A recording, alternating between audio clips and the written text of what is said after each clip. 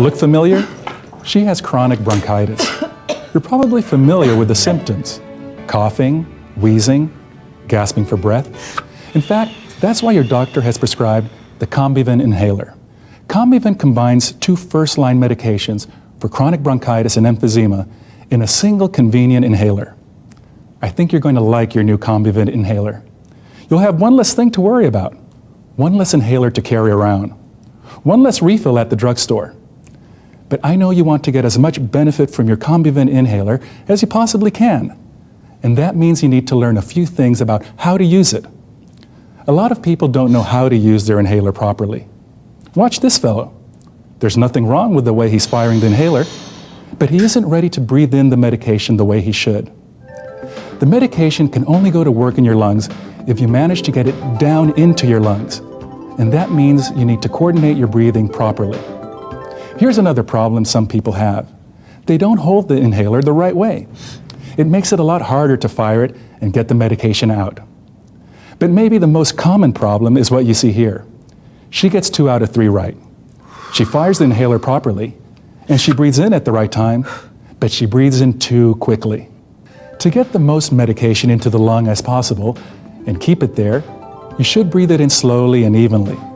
And then you should hold your breath for 10 seconds. If you breathe in sharply, it will be harder for you to hold your breath.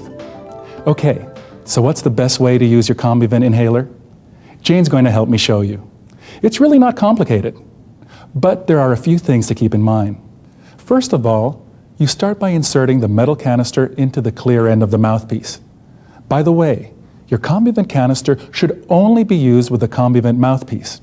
Don't use the Combivent mouthpiece with other inhalers you might have, and don't use your Combivent inhaler with other mouthpieces. Now, remove the orange protective cap.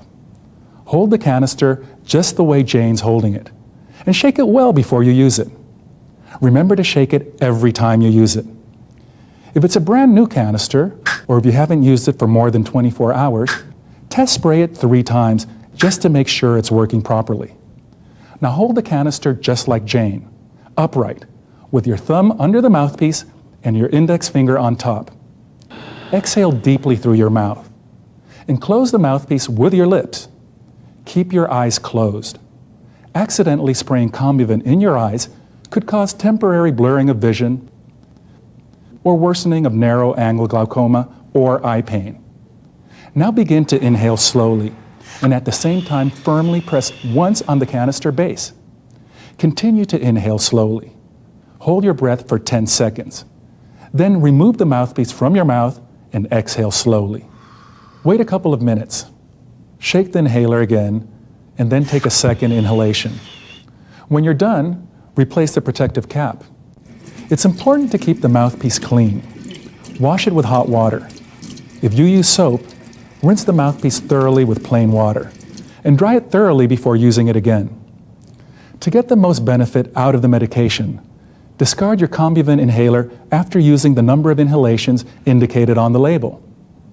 While you're taking Combivent, you should only use other inhaled drugs as directed by your physician. If the recommended dosage does not provide relief or your symptoms become worse, you should seek immediate medical attention. Don't increase the dose or how often you use your Combivent inhaler without talking to your doctor first.